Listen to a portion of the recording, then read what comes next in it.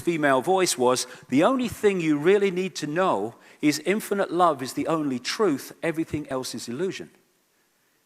In other words,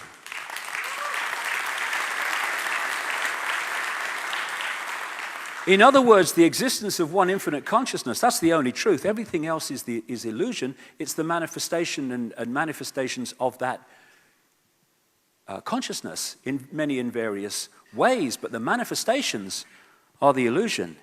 The consciousness is the base reality of everything. And one of the lines from one of my books, love is not something you're in, it is something you are. That's the difference.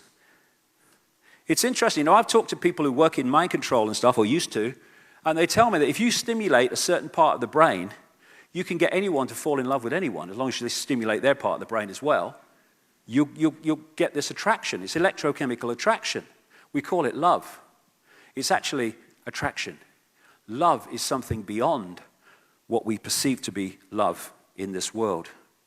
And when we close the heart, and fear and stress and all that stuff close the heart chakra very, very powerfully, that's when we end up. And also fear of being different means fear of following the heart intuition because of what people will say about you because you're acting in ways that are different. And that's that puts us in these eggshells. And when we open the heart, we're dealing with a level of love, call it cosmic love, unconditional love. There are many descriptions for it, but it's love that you have to feel to understand what it is, and I'm sure many people in this room have, although it's fleeting within the world sometimes that we experience. And when we open up, then we connect with all that is, and then we start to access levels of intuitive awareness that start to make the complex world of things and apartness become, whoa, that's how it goes together then. And without that, we're just lost in confusion, lost in the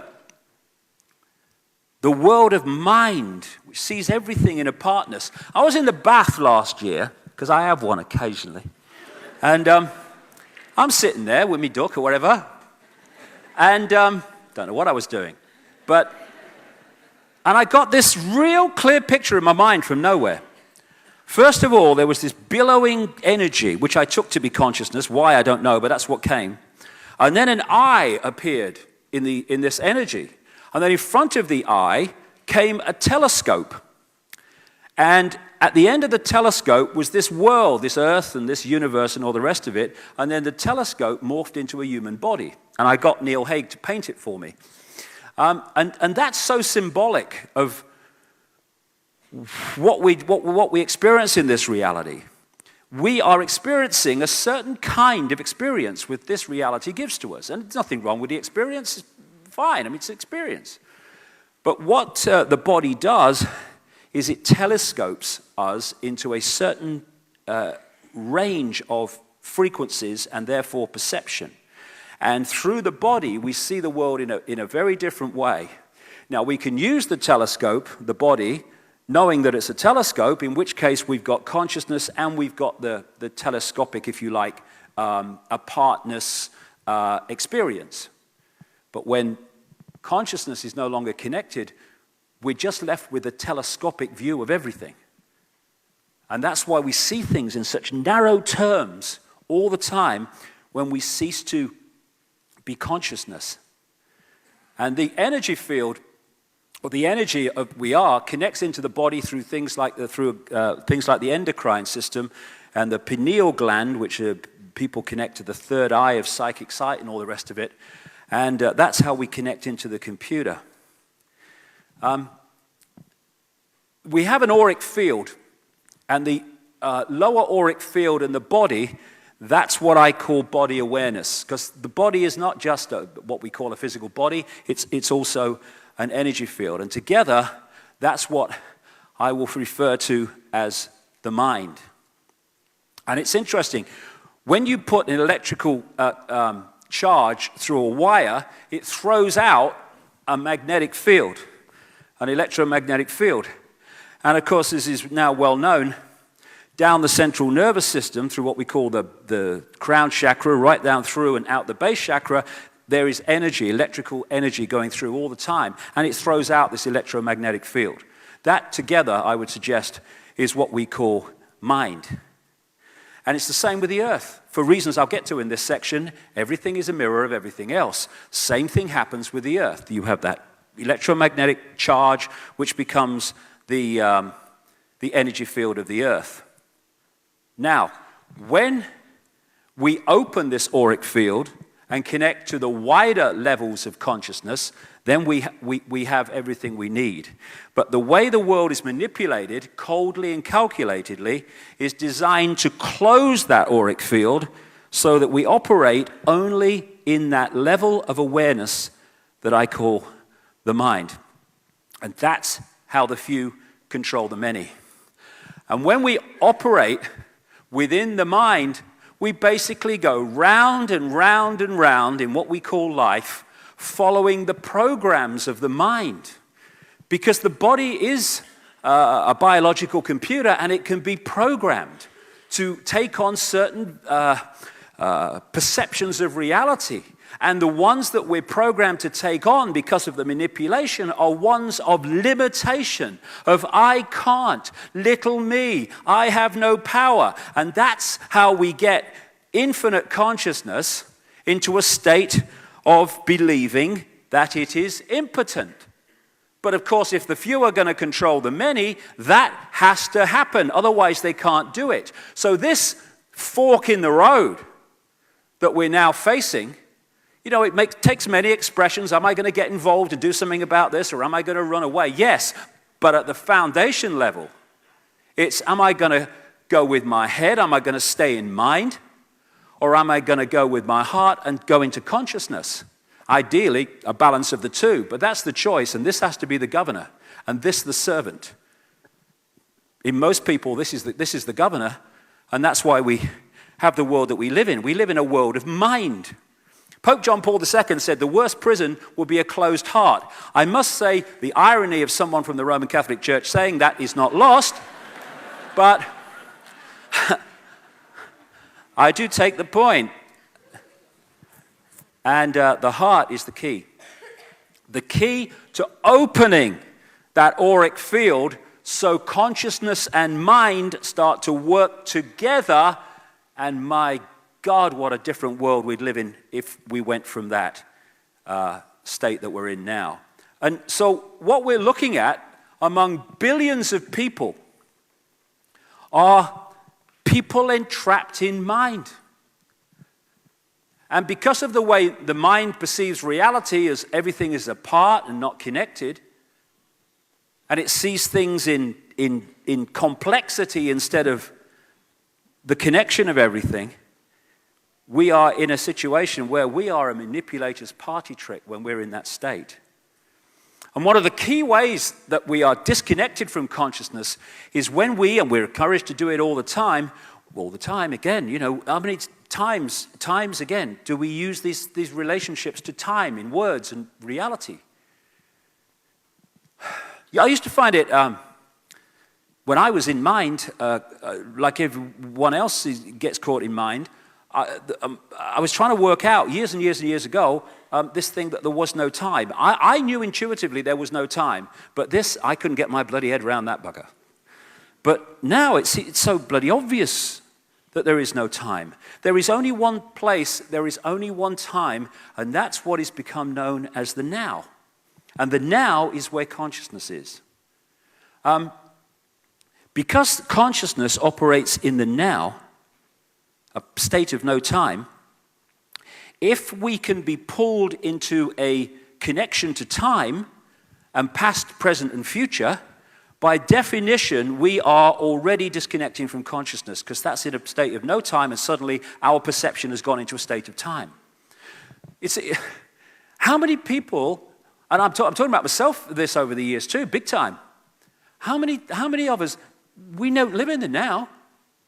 We live in the past, what we perceive the past. If only, what if, oh my God, oh, what I did. And we live in the future. which is a projection. Oh my God, what's going to happen? Oh, gotta. Oh my goodness me, what's going to happen about the future? Oh my God. We're pulled in our terms of our focus of perception and experience, second by second, using time language again, into the past and into the future. And in doing so, we get pulled out of consciousness, which is no time, the now. And yet, you say to people, okay, the past. You keep going on about the past. Where's the past? Where is it? And they say, well, it's the past. No, where is it? Where is it located? And people go on about the future, and you go, okay, fine. Well, where is the future? Where is it? Where is it located? This is the fact. The only place that exists, the only time that exists is the now.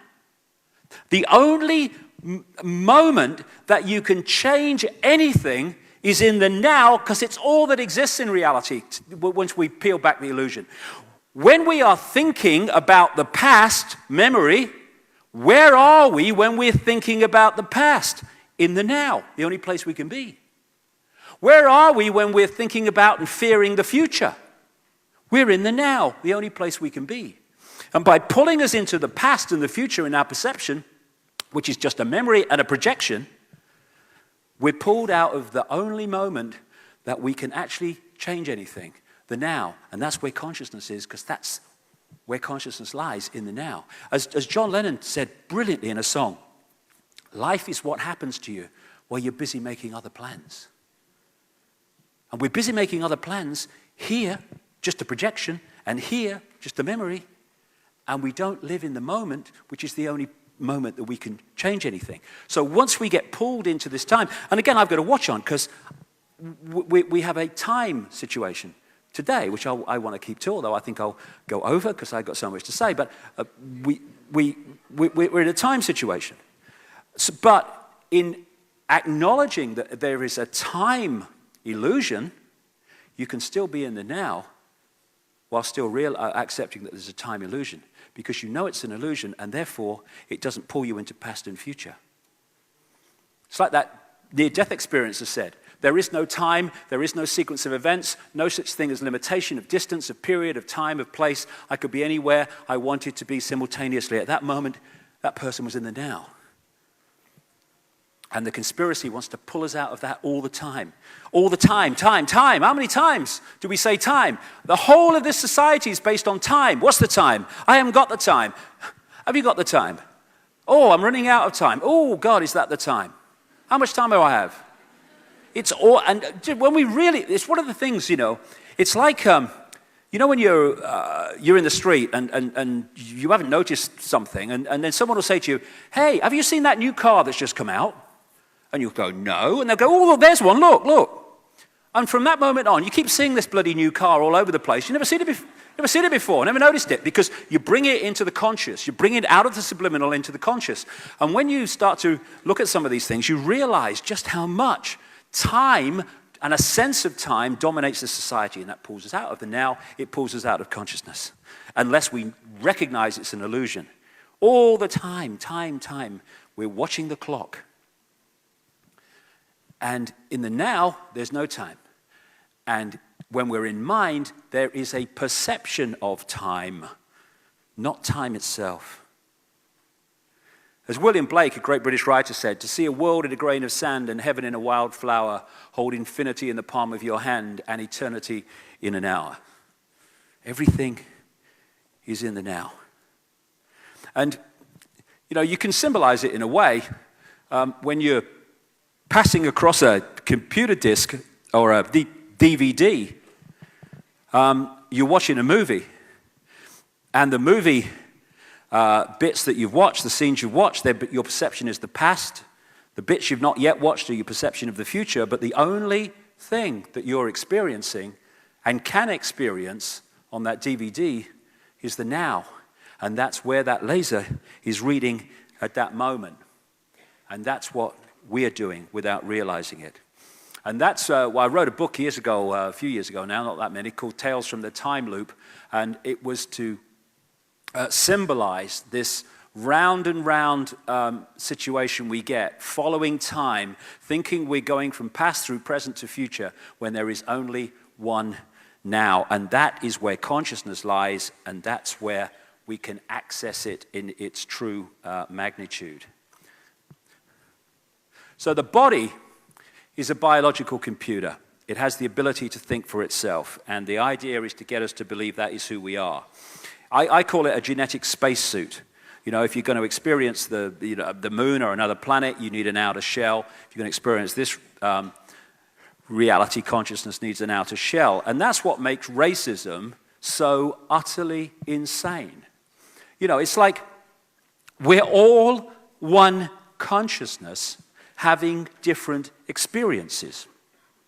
And what if you had a couple of spacemen on the moon, and one said that he didn't like this spaceman because he had a green spacesuit that was made in a different company to this spacesuit that was a red spacesuit or a white spacesuit? You'd say, bang their bloody heads together, don't be so stupid, it's just a bloody spacesuit. Well, that's what we do when we get caught in racism. Racism is identifying, it's one of the classic, most profound ways that confirm that you are identifying reality with the vehicle, the computer, and not with consciousness, which is who you are. We are all one consciousness. This is the irony. I don't care if you're bloody Jewish or black or middle class or white American, we're all the same consciousness. Ultimately, if you go high enough, having different experiences, and we get divided and ruled by self-identity with this. That's what racism is, utterly bloody stupid. Now, humans. What are humans?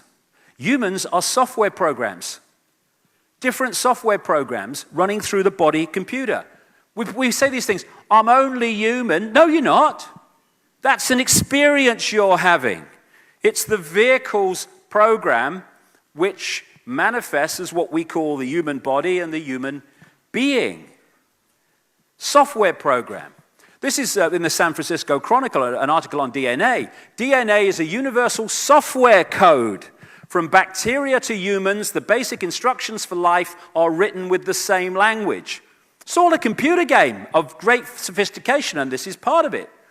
And the difference between a mouse and a human in DNA code terms is fractional compared with a difference in the way the body manifests.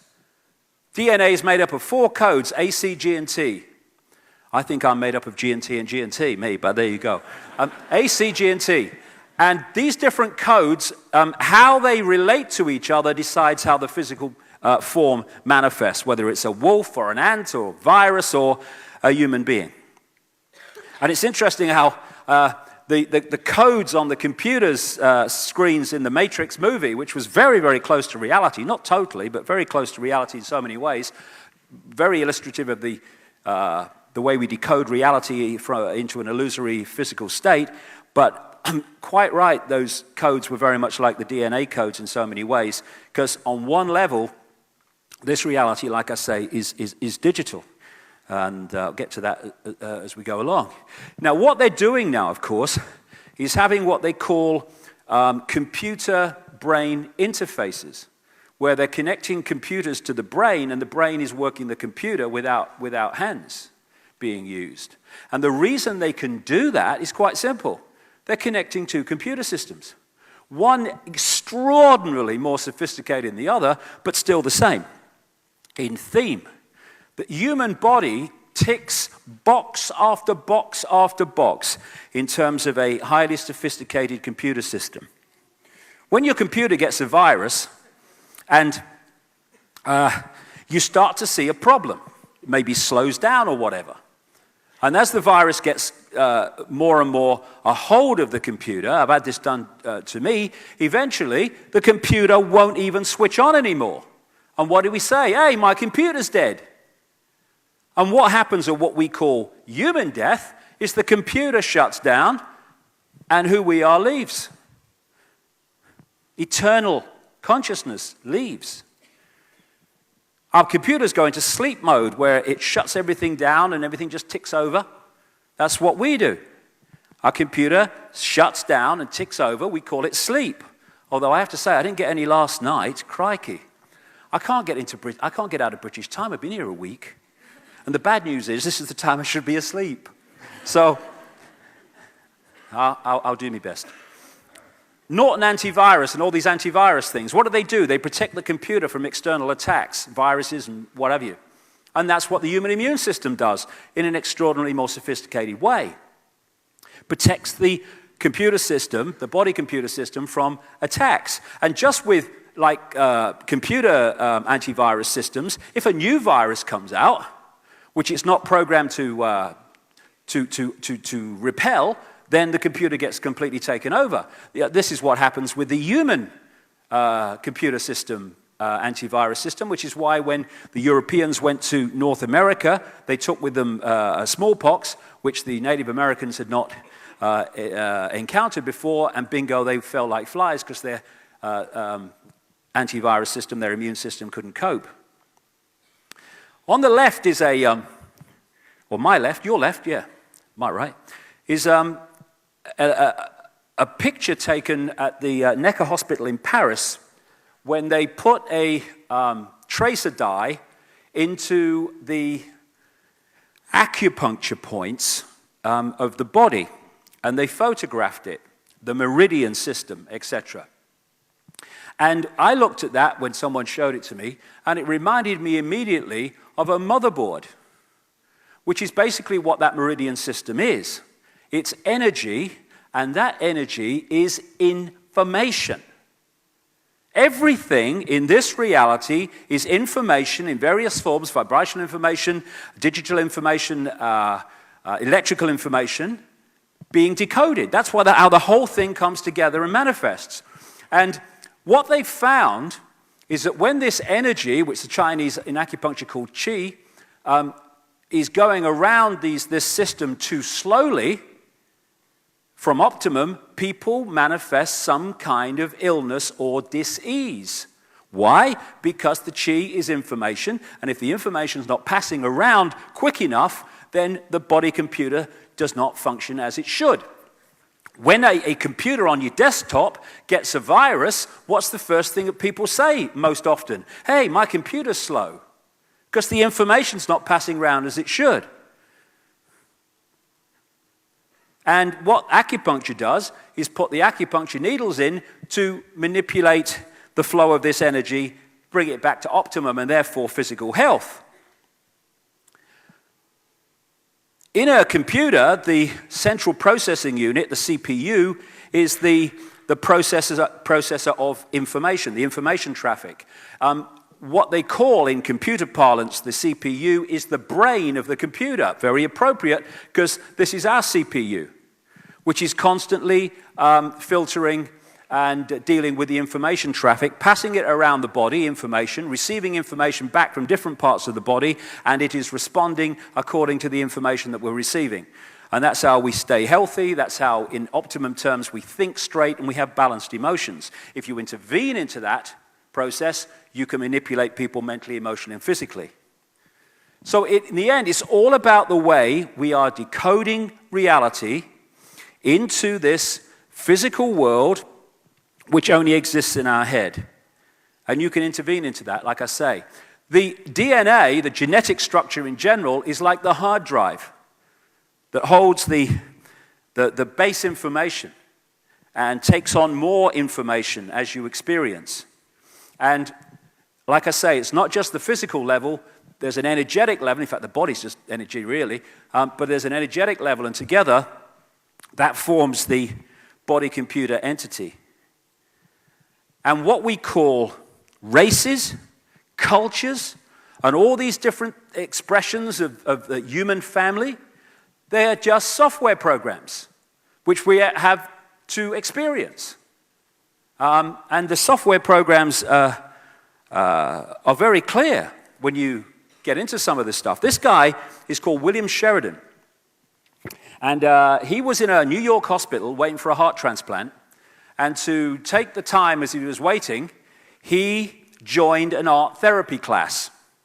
And he was, like me, a rubbish artist. And that's the kind of stuff he was drawing, at best at the top. And then he had this heart transplant, and as he was recovering, he went back to the art therapy course, and he started producing much more sophisticated drawings. And he eventually met the mother of the man whose heart he was given and asked the obvious question, because no one could explain what had happened, including the art therapist lady who was bewildered by the difference. He asked the mother if the donor had any interest in art, and she said interest. He wanted art materials more than toys by the age of 18 months. He was crazy about art. And there's a doctor in America who's done a major study on this, of how when people receive transplanted organs, and again, the heart is the most obvious in this, the most powerful in this, but other organs too, like the lungs, people have in significant numbers taken on the aptitudes and the personalities or personality traits of the donor. Why? Because it's a download, in a sense. You are taking information, energetic information. We decode it as physical, but it's energetic information, and you're downloading it into another computer, and that information then becomes available to that computer and starts to affect the way that it perceives reality. My great friend in Africa, Credo Mutwa, the Zulu shaman who's closing in on 90 now, he said to me, I talked to him about this, he said in the days of Africa when there was cannibalism, he said they had a golden rule that you must always boil the person to a certain temperature, otherwise if you eat them, you become them. It's an old African kind of rule, because it's information.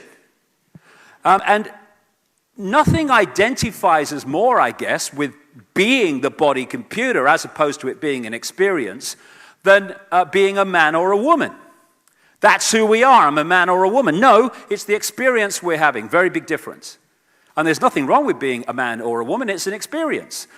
Nothing wrong with it at all. And, all the best with it, except that we need to understand it's an experience, and then don't get caught in the fact that it's who we are. A few years ago now, about 2, 3, 4 years ago, in England, there was a story in all the papers of Freaky the chicken.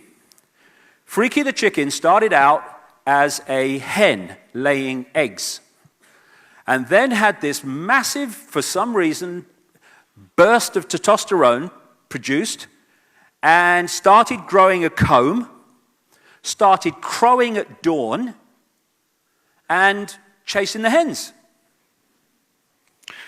And all that had happened is there had been a chemical change in the computer, and Freaky went from a woman to a man. And of course, you see this in the manipulation of sex change operations and stuff like that.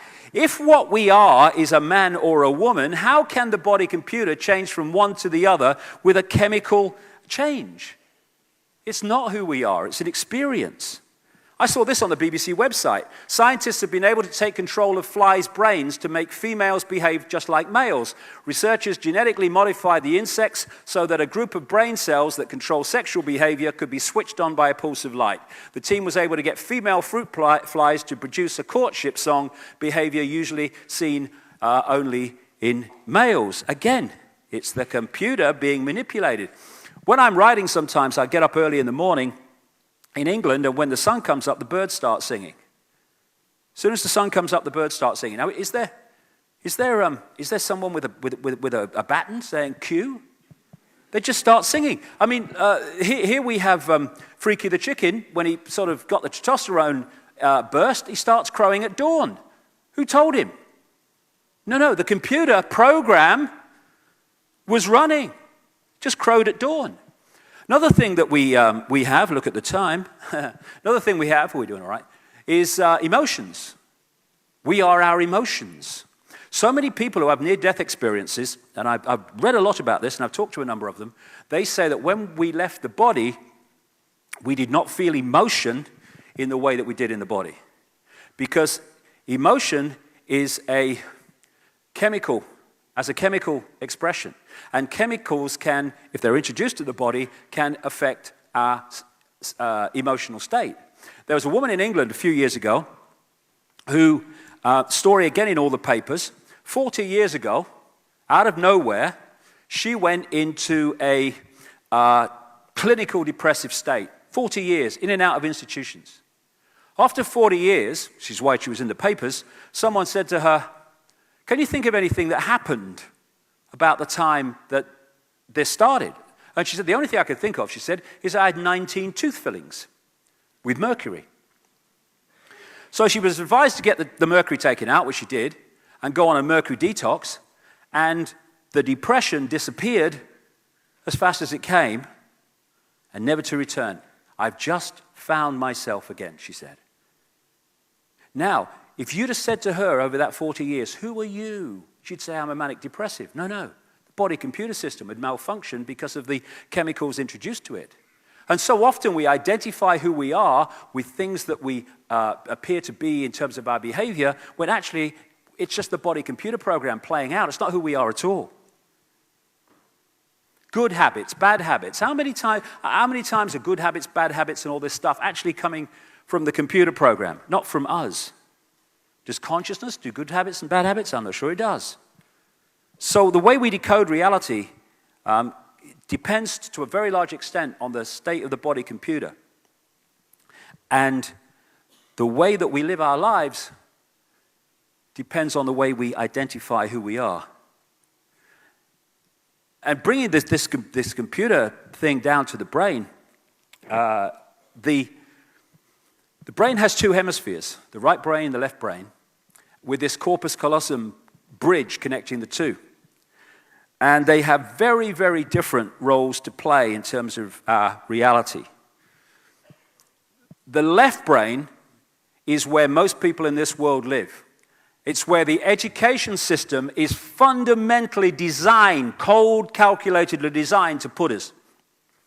And that is the part of the brain that perceives everything as a part, that deals in language, that deals in structure. And if you look at the society that we live in, it is a left-brain structured society because it is structured by left-brain dominated people.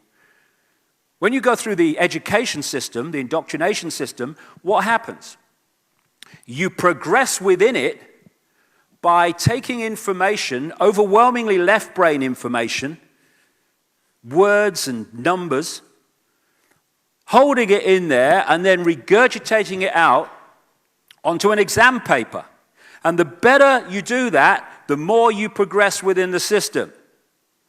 And if you're really good at that, you go to big universities, and then if you get really good at that again, you get good degrees, and you go into your specialization, science, the law, often politics, and things like that, medicine. And then you go through it in your specialization, in your exams, same thing.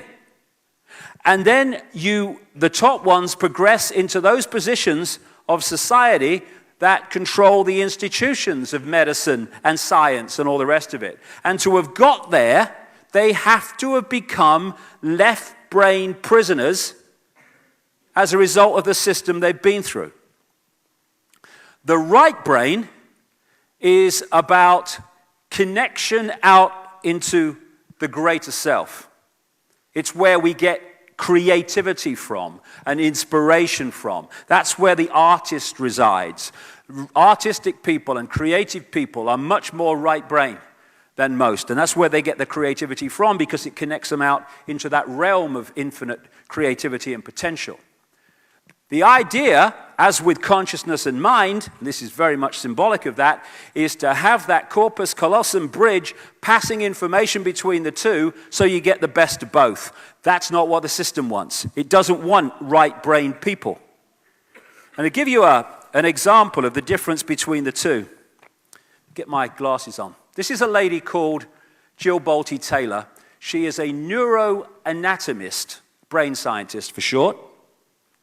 And she had an incredible experience in 1996 where she had a stroke, where she stayed conscious for a large amount of time while it was going on. And it was a stroke, a hemorrhage in the left brain. And being a neuroanatomist, she was able to follow the experience like most people would not be able to because of her knowledge. And this is her story. She said she got up, wasn't feeling too great, jumped onto my exercise machine, she said, and I'm jamming away on this thing, and I'm realizing that my hands look like primitive claws grasping onto the bar. I thought, that's very peculiar. And I looked down at my body and I thought, whoa, I'm a weird-looking thing. And it was as though my consciousness had shifted away from my normal perception of reality, where I'm the person on the machine having the experience, to some esoteric space where I'm witnessing myself having the experience. That's what consciousness does. When you move into consciousness, you start to witness the mind and observe the mind as it's working in its chatter instead of being the chatter. I looked down at my arm and I realized that I can no longer define the boundaries of my body. Because the left brain's shutting down, it's not decoding reality in the way it normally does, and so other levels of reality are able to be perceived because the decoding process is not affecting them. I looked down at my arm and I realized that I can no longer define the boundaries of my body. I can't define where I begin and where I end, because the atoms and the molecules of my arm blended with the atoms and molecules of the wall. And all I could detect was this energy. And I'm asking myself, what's wrong with me? What's going on? And in that moment, my brain chatter, my left hemisphere brain chatter, went totally silent. Just like someone took a remote control and pushed the mute button, and total silence. Because it's not decoding anymore, the chatter stops. And at first I was shocked to find myself inside a silent mind, but then I was immediately captivated by the magnificence of energy around me. And because I could no longer identify the boundaries of my body, I felt enormous and expansive. I felt at one with all the energy that was, and it was beautiful there. Then all of a sudden, my left hemisphere comes back online and says to me, hey, we got a problem, we got to get some help. So it's like, okay, I've got a problem. But then I immediately drifted right back into the consciousness, and I affectionately referred to this space as La La Land. It was beautiful there. Imagine what it would be like to be totally disconnected from your brain chatter that connects you with the external world. So here I am in this space, and any stress that related to me, to my job, it was gone. And I felt lighter in my body. And imagine all of the relationships in the external world and the many stresses related to any of those, they were gone. I felt a sense of peacefulness. See, all this stuff, all this stress, all this stuff that causes such grief and stops us from finding joy, it's all body-computer stuff. Not consciousness. I'm at the top. And imagine what it would feel like to lose 37 years of emotional baggage. Body-computer stuff. I felt euphoria. Euphoria was beautiful. And then my left hemisphere comes online and it says, hey, you've got to pay attention. We've got to get help. And I'm thinking, I've got to get help. I've got to focus. So I've got to call help. I've got to call work. I couldn't remember the number at work, so I remembered in my office I had a business card with a number on it. So I go to my business room, I pull out a 3-inch stack of business cards, and I'm looking at the card on top, and even though I could see clearly in my mind's eye what my business card looked like, I couldn't tell if this was my card or not, because all I could see was pixels. Because this is not decoding, the left brain's not decoding reality into this state that we perceive normally, now she's starting to see levels before that decoding process takes place, and it's pixels. Because on one level, as I keep saying, this reality is digital. And the pixels of the words blended with the pixels of the background and the pixels of the symbols, and I just couldn't tell. And I would wait for what I call a wave of clarity, and in that moment I would be able to reattach to normal reality, and I could tell that's not the card, that's not the card, that's not the card. It took me 45 minutes to get 1 inch inside that stack of cards. In the meantime, for 45 minutes, the hemorrhage is getting bigger in my left hemisphere. I do not understand numbers, I do not understand the telephone, but it's the only plan that I have. So I take the phone pad and I put it right here. I take the business card, I put it right here, and I'm trying to match the shape of the squiggles on the card to the shape of the squiggles on the phone pad. Eventually, the whole number gets dialed, and I'm listening to the phone, and my colleague picks up the phone, and he says to me, "Woof, woof, woof, woof." And I'm thinking to myself, oh my gosh, he sounds like a golden retriever. And so I say to him, clear in my mind, I say to him, "This is Jill, I need help." And what comes out of my voice is, "Woo, whoosh, whoosh, whoosh." And I'm thinking, oh my God, I sound like a golden retriever. And so I didn't know that I couldn't speak or understand language until I tried. Because when I speak now, what goes between my mouth and people's ears is a vibrational frequency. The brain, through the senses, decodes that into sound. And decodes it, the left brain decodes it into language.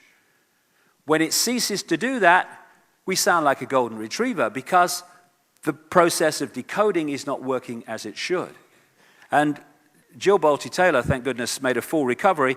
And if you go onto the internet and you put her name in, there's a 20-minute video in which she tells her story. She tells it very well indeed because it gives so many insights into the nature and illusory nature of reality which she experienced.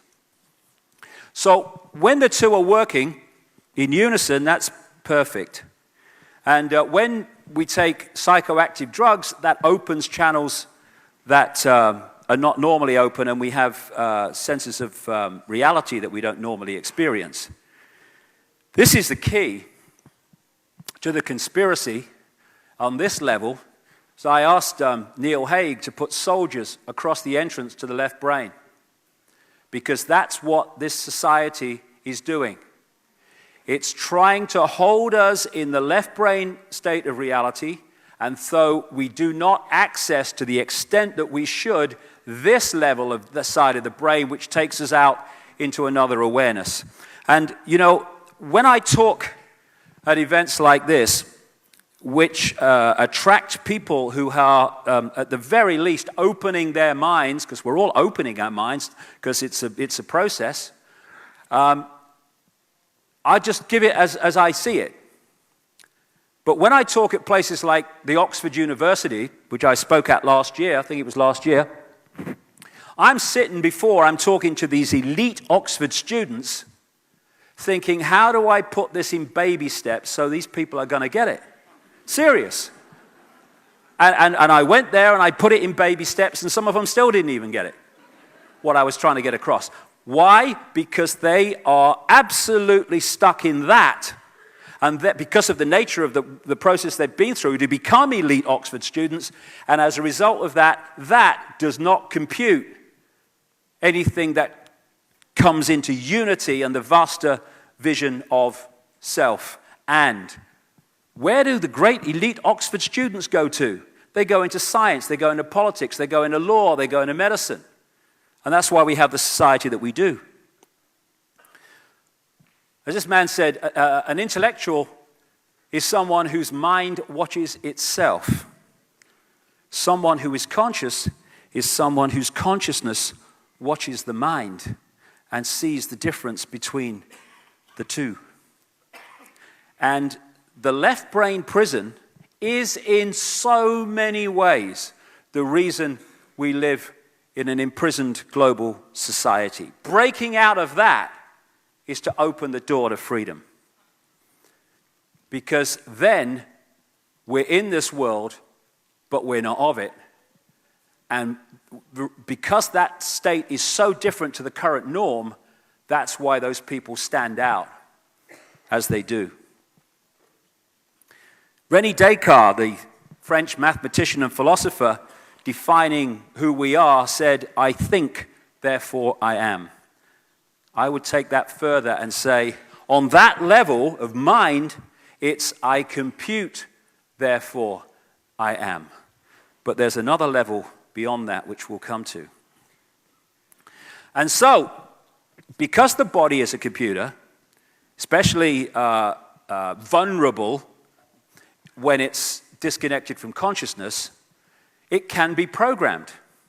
And what the population of the world is being subjected to all the time, from within the inner sanctum of this conspiracy, beyond the Bushes and the Obamas, the people you never see, they know how this system works, and they structure society to exploit it. And therefore, we're being subjected constantly to mass hypnosis, getting us to see the world in a certain way by programming the way the brain reads reality. This guy, Paul McKenna, I'm sure he's known in Australia, he's known in Britain very much, and also increasingly in America.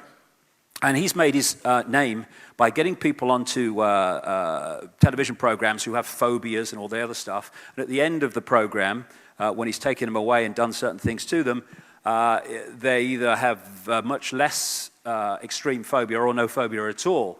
And what he's doing, in effect, is deleting the hard drive. He's deleting the program in the mind that manifests as that phobia.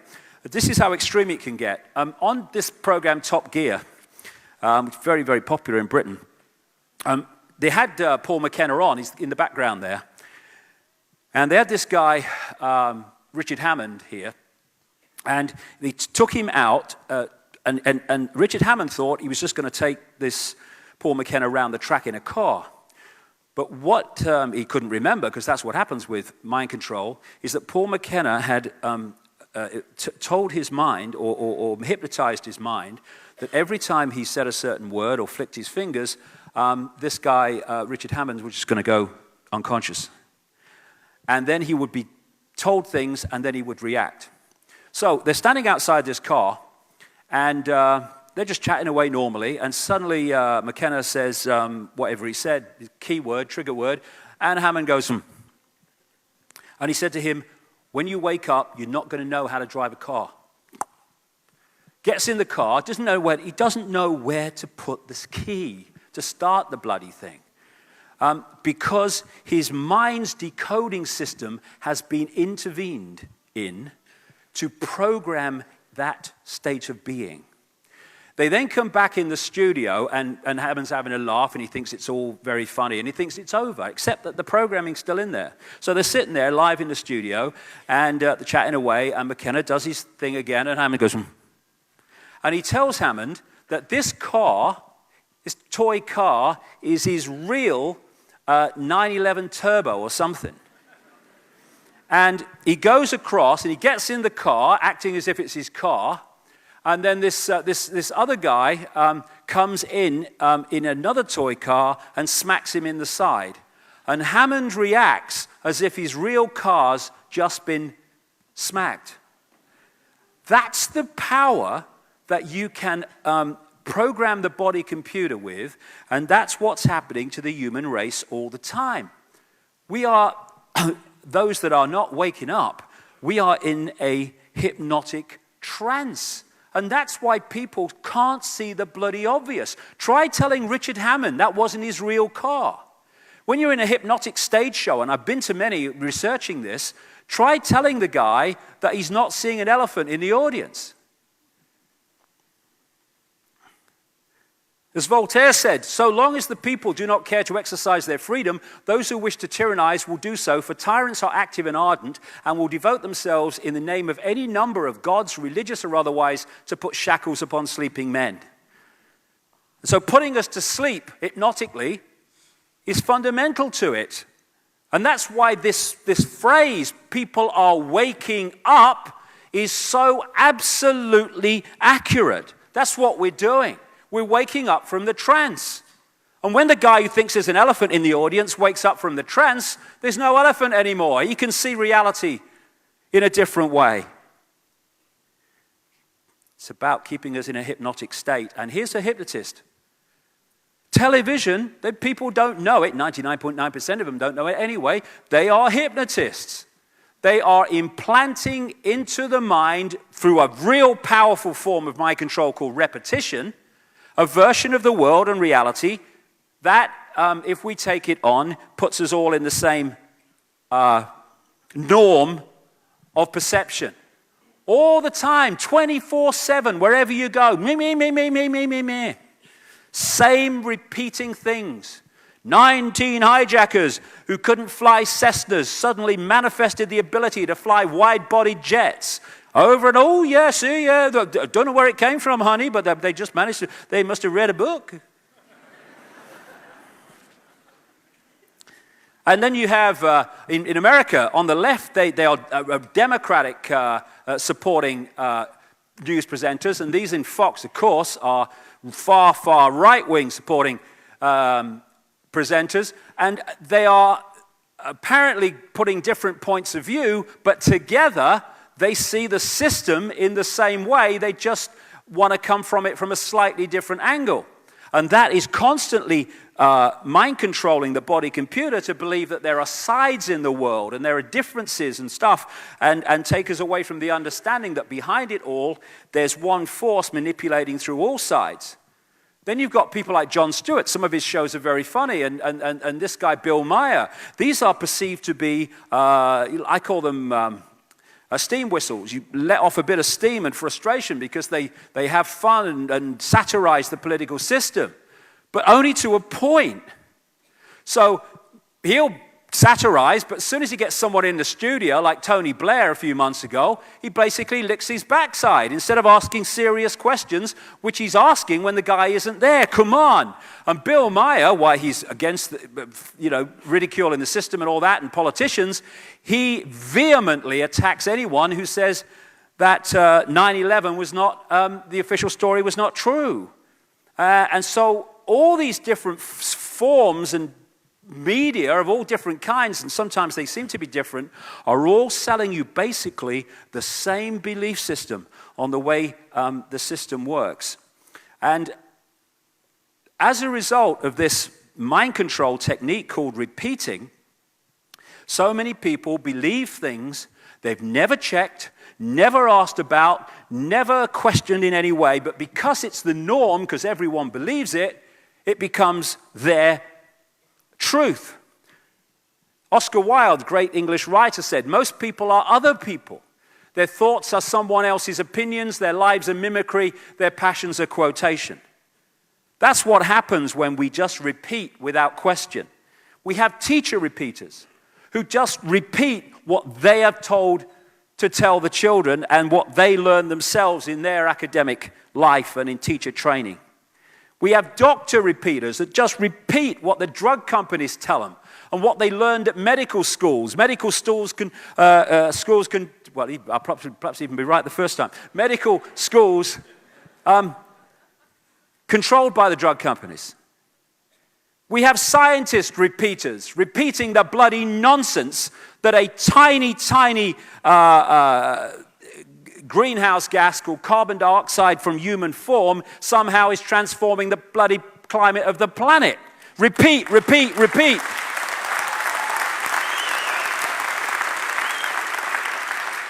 Classically, journalist repeaters just repeating the official story and calling it journalism, no questions asked. Politician repeaters.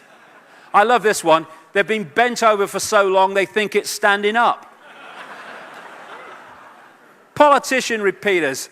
I mean, you question politicians about climate change. You know, have you ever done any research into it? No, but it's what the scientists say. So we're passing this legislation. You ever thought about checking it?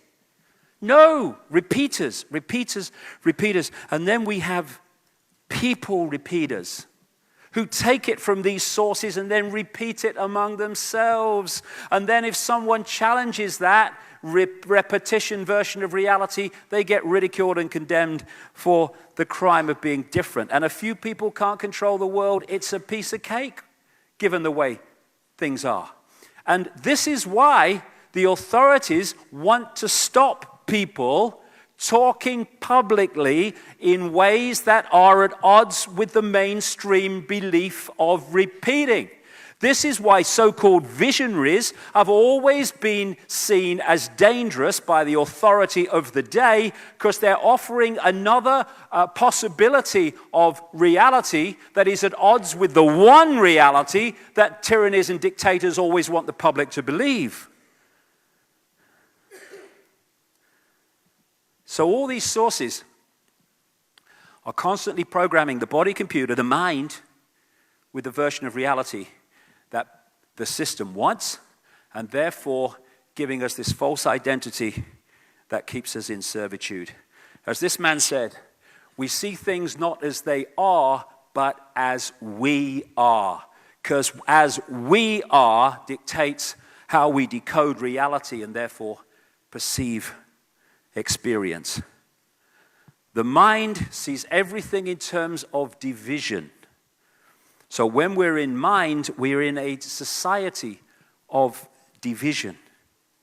When we are in the now consciousness, that sees everything as one, because that's what consciousness is. The infinite I. So who do we think we are? We think we're humans. But who are we? We are consciousness.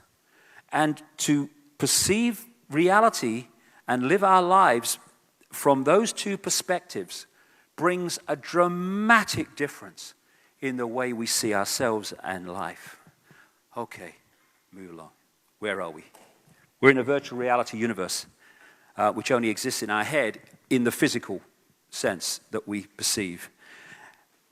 We are decoding vibrational and electrical information into this apparently physical world that only exists in this form in our heads. One level it's digital, and like I say, electrical signals decoded by our brain. So that's where this world actually resides. And it's understandable. I'm standing here now, and everything seems to be outside of me. Everything seems to be out there, but that's an optical illusion. Everything is not out there. It's in here in terms of the physical world. It is within us. Everything is within us. So this age-old line that goes right the way back through the ages, what we call the ages, to go within, is a stunningly accurate truth. Because this is where this is projected from. And see, what the system wants, and one of the key benefits from the system's point of view for us believing that everything's out there, is it wants us to believe that if we don't like what's out there, or what we perceive to be out there, we must change it out there. But there is no out there, so if we're going to change it out there, we're trying to change symbolically, not even symbolically, very accurately, we're trying to change a movie by screaming at the screen. It's not going to change. The movie's just going to run. We've got to go within and find the projector and what's projecting the movie and change that, and then the movie must change. This can only change when this changes. Because by the time it hits the screen and becomes this holographic reality, this illusory physical reality, it's a done deal. It's a done deal. There's no changing it now. There's no changing the movie when it hits the screen. It's done. We've got to change it before it hits the screen. And that means going within to the deeper levels of ourselves where we decode this stuff and therefore change it. Everything that we see is just in our head. Everything, friends, family, and the physical way, everything is in our heads and produced digitally in the end. And it's a virtual reality. On many ways, it works with the same binary system, though it's far more sophisticated, that you find in computer systems, on-off electrical charges. The binary system, although it's more sophisticated in other parts of the brain as well. And again, just like DNA, where the O's and the 1s are in relation to each other decides what appears on the screen. Same with DNA. Everything is information. Everything is information being decoded. And it's being decoded in a desperately narrow band of frequencies. We look out and we think we're seeing this vastness. And again, on one level, it does seem like that. But actually, it's a frequency range that's so tiny, it's funny. Even mainstream science says that of the mass matter that exists in this universe in various forms, the electromagnetic spectrum is 0.005% of what they perceive to exist in this universe. Visible light, which is the only frequency range that our eyes can access and allows our brain to decode into this reality, is a fraction of the 0.005%. As someone rightly said, humans are basically blind because we're operating on such a narrow frequency. This is like just a three-dimensional television station. And beyond this are other television stations which can interact with this one. That's what we call paranormal activity in many ways. Get into that in the second section. And so we're decoding this tiny range of frequencies into this reality. We say seeing is believing, but believing is seeing. Because how we decode reality decides on how we see reality, because it all takes place in the brain, the way the neurons fire and all the rest of it. And one of the things they found in the experiments, I was seeing a film about this a couple of years ago, is that when you get a rigid belief system, the neurons fire in a certain network. And what that does is filter reality in relation to the way that network is firing. So when you get information coming into the brain that is at odds with the rigid belief system, those neuron pathways will fire in a certain way and will not decode that information in a way that affects the belief system. It's like just a filter that just only filters reality in a certain way. And then when you shift your belief system, the neuron networks, as before, break up and they fire in a different way. So belief systems are fundamental to filtering reality to perpetuate themselves. This is our base reality. We are energy. And it's only when we pass through the decoding system of the brain that we appear in our heads as three-dimensional physical bodies. And we can get right out there to many dimensions, which is what psychics do and people in consciousness do, or we can live in the record groove, going round and round and round. And of course, this is the thing about science. Scientists are themselves decoding reality according to their belief system. And so they're trying to understand how something works, but their belief system is decoding reality in a certain way. And so they never get it. When scientists are stuck in the left brain, they cannot decode these greater levels of reality and understanding of reality because their brain will not compute them. That's why they really look at people who say some of this stuff and they go, "You're crazy. Can't be." Because they can't get their heads around it. And it's like in pantomimes we have in Britain at Christmas, where one of the classic things they do is someone standing on the stage and someone will come behind them and the audience will say, "He's behind you." And then they'll turn around and the person will go with them and they'll say, "There's nobody there." And that's what scientists are doing, because they're looking at things and they're decoding them in a certain way and they can't see them because their brain won't compute it. And this is why the cutting edge scientists are the ones that have a right brain that is active. And that's what a lot of people at the cutting edge of things like quantum physics are developing. Right brain view. As Einstein said, science without religion is lame, religion without science is blind. I would say this: science without consciousness is lame, religion without consciousness is blind. And indeed, with consciousness, there is no religion. Okay, final bit before we have a break. The holographic internet. This is what this reality is, in effect. And like I said a long time ago now, technology today is starting to mirror, in a much less sophisticated way, of course, but it's starting to mirror the reality we're experiencing. If you say to someone, "Tell me about the internet," they'd say it's graphics and websites and words and colors on a screen. Yes, it is. But the only place the internet exists in that form is on the screen. Everywhere else, it is electrical circuits and what have you. It's not what's on the screen. That's only just there, nowhere else. And you say to people, "Tell me about television." They say, "Oh, it's moving pictures on a screen." Yes, it is. But the only place television exists in that form is on the screen. Everywhere else, it's electronic circuits and frequency fields and all the rest of it. And it's the same with us. The only place this world exists is on the screen. And so many people over the years, scientists and what have you, have offered the possibility that this world only exists in this form when it's observed. Well, from the understanding we're getting now, that's exactly what it is. When you play a DVD, it doesn't play the whole DVD on the screen. It plays that part of the DVD that is being read at that time. And what we're doing is, in the act of observation, we are decoding that part of the vibrational construct into this world, but only the part that we're actually observing. And if you could see the unobserved reality that we're experiencing at its prime level, it would just be vibrational, not solid or anything at all. So what is the matrix, as we call it? It is energetic information being read in various ways to create this illusory, vast, apparently infinite, but not, world of solidity.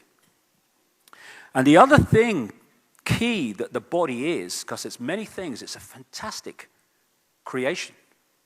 It is a crystalline receiver-transmitter, because that's how the decoding system works. We are decoding information, because people say, okay, if we're creating our own reality and all that stuff, how come we're all seeing the same theater now? Because there is a construct, like I call it the cosmic internet, which exists in vibrational form, which we are collectively decoding into this collective reality. You know, you go on the internet in South Africa or Sydney or London or China, or not so much China, but another place where they don't firewall it off, and you're seeing the same, experiencing the same collective reality, although you're in different parts of the world. Now, you can go to different websites, or you can go to the same website, and you might have different views of that website. That's your individual spin on this collective reality, but you're all experiencing the same collective reality on the World Wide Web. This reality is the same. There's a collective reality which we decode, so we all look out the window, and we'll see the same car going past, but we'll all have a different opinion on what we think of that car. The basic reality is the same. And we're crystalline. Do you know, we have trillions and trillions of cells, and every single cell membrane is made of a crystalline substance. We are crystal, walking, talking crystals. And incidentally, the crystalline membrane and the outside of the cell has gates and channels which open according to electrical on-off charges, the binary system. Because it works on the same computer system, or basically, and this is interesting too, because these gates and channels open to let in stuff that's good for the cells and shut out things that are bad for the cells. And they open and shut according to electrical charges, which operate in the way they should, left to their own devices. But when you are subjected, as we are now, to massive amounts of electromagnetic fields, etc., these things can open and shut when they shouldn't be, let the bad stuff in and shut the good stuff out. So we are crystals decoding. And the DNA itself is crystalline, and because of its very shape, is an antennae. This is an article about this I got off the internet. From the characteristic form of this giant molecule, a wound double helix, the DNA represents an ideal electromagnetic antennae. On one hand, it is elongated and thus a blade which can take up very well electrical pulses. On the other hand, seen from above, it has the form of a ring and is thus a very magnetical antennae. So we are receiver transmitters.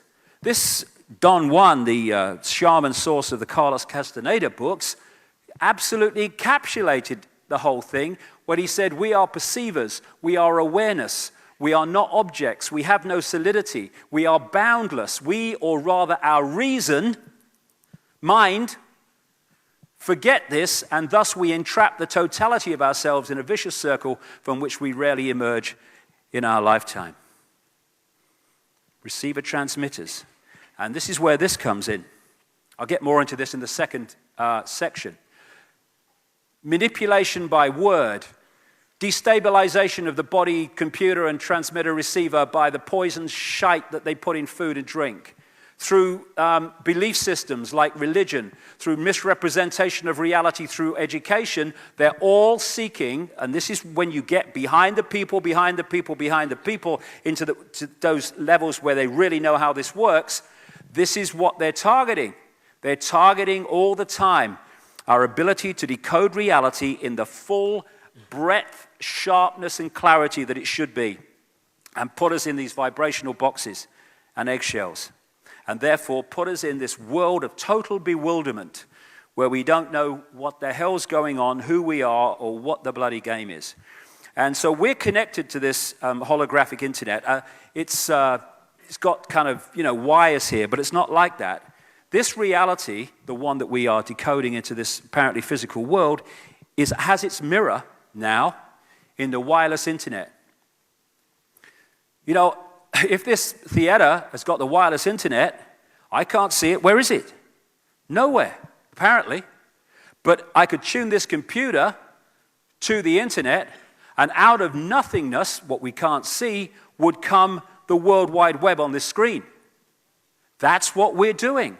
In the reality that we think is nothing, we're actually decoding a vibrational information, the wireless internet, into this reality, which again comes back to the Matrix movie, very accurate. The Matrix is everywhere. It is all around you, even now in this very room. You can see it when you look out of your window or you turn on your television. You can feel it when you go to work, when you go to church, when you pay your taxes. It is the world that has been pulled over your eyes to blind you from the truth. What truth? That you are a slave, Neo. Like everyone else, you were born into bondage, born into a prison you cannot smell, taste, or touch. A prison for your mind. Where does this universe exist in terms of its physicality? It exists in the wireless vibrational construct that our brains decode into this. And we can decode it in a way where we get to many, many levels of reality, or, this is the key of the manipulation, we can access only a fraction of it. And that's what they do in China. They firewall off the Chinese computer system so it can only access a limited part of the World Wide Web and therefore not access what the authorities don't want them to understand. In so many ways, that's what is happening to us all the time. In the way that we are manipulated into the box of perception, it's firewalling us off from the information, knowledge, and understanding that is there if we were left to our natural state. We've gone from connection to all that is, and slowly but surely, the mind has been turned into the governor of our reality. And we've been put into bubbles, operate within little bubbles, within big bubbles, but operating in a fraction of our true potential. And if that didn't happen, there would be no way in the world that the few could control the many and enslave billions of people as they do. So what is reality? It is the range of frequencies that we are decoding and how we are decoding them. I'll just tell you this story very quickly to kind of sum up everything I'm saying. In this book, The Holographic Universe by Michael Tolbert, he tells a story. It's a great book. He tells the story of something he experienced where he's at a party which his father organized, and he had a stage hypnotist along. And he's getting them to do party tricks and all that stuff, getting them to eat a potato and think it's an apple. How does he do that? He implants the belief in the decoding system that it's an apple, and therefore the person eats a potato, but that electrical signal is decoded as an apple because that's what the decoding system has been manipulated to do. Now imagine that over the range of society and everyday life, because that's what's happening to us all the time. But he got this guy called Tom, who was at the party, and he sat him down, and he got him to do various things. And then towards the end, he said to him, when I bring you back to a waking state, you're not going to be able to see your daughter in the room. And before he brought him back, he brought the daughter, and he stood the daughter in front of her father, so her father's looking into her belly. And then he brings him back, apparently, to a waking state, and he says to him, can you see your daughter in the room, Tom? He's looking around. No, I can't see her. Not here. People are giggling. She's giggling. He can't hear them. Or hear her, anyway. And then the hypnotist went behind the daughter, and he put his hand in the small of her back, and he said, Tom, I'm holding something. What am I holding? Daughter's here, Tom's here. He looks at him bewildered because it's obvious. He says, you're holding a watch. He says, there's an inscription on the watch. Can you read it? He peered forward, read the inscription. His daughter's here. Now, if you explain that to people, explain that to a mainstream scientist. You say, impossible, stupid, crazy. No. The only place that his daughter existed in that physical form was in his head when it was decoded into that form. Before the decoding happens, she is just energy, an energetic form, consciousness in that way. And so if he, because the implanted belief was so well done that it affected his ability to decode that, and the brain didn't code that energy field, he didn't bring his daughter into the level that his eyes can perceive, what we call physical level. And so everything else in the room existed in the physical because he decoded that, but not the daughter. And because the daughter wasn't there, he could see what was behind her. And when you see the levels to which the mind can be manipulated, and you think that the people behind this conspiracy understand that, then you can see how easy it is as long as we don't understand this information. The world seems solid, seems very solid, but it can't be, because the world's made of atoms, and atoms have no solidity. As someone pointed out, if you take an atom to be the size of a cathedral, then the nucleus in the center of the atom would be the size of a 10-cent piece. The rest of it is empty space. How can empty space, just an energetic, non-solid thing, become the solid world? It can't be. And quantum physicists, how can that be? Atoms have no solidity, but the world's solid. How can they? It's just the decoding process. That's all it is. And that's what they miss. That it's in our heads. And the world, I'll finish on this bit. The world is a hologram, a gigantic hologram. That's what the universe is. And everything within it, including us, on the physical level, are holograms. And we see holograms, of course, in our everyday experience in the shops and stuff. And for people who haven't come across it, how they make them, where something appears three-dimensional but isn't, is by taking a laser beam, breaking part of it off, and it goes across the object they want to photograph. And what it does is it picks up a vibrational version of that object. Another part of the laser beam goes directly onto, or virtually directly onto, a photographic print. And then this part of the laser beam that's gone across the object is directed back onto the same photographic print, and the two laser beams hit each other. What this creates is what they call an interference pattern. And it's like dropping two stones in a pond, and as the waves come out and hit each other, that waveform is a waveform version of those two stones, where they fell, how fast, and all the rest of it. Exactly the same interference pattern. This is a holographic photographic print of an interference pattern, which looks very much like fingerprints, interestingly. But when you fire a laser at this photographic print, this interference pattern, which is a vibrational version of the object that's been photographed, suddenly, out of nowhere, comes a three-dimensional, or apparently three-dimensional form, which the best of them can look totally solid, except you can put your hand through them because they're not solid at all. All these are holograms. Hello, Mom. This is a landscape. That's not a very good one, but it gives the feel of it. These are holograms. These are virtual reality games, which give the three-dimensional feel.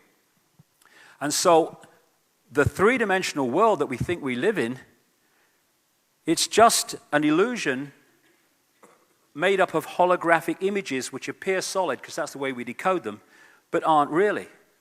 The world is vibrational, and we decode it into the physical when we observe it.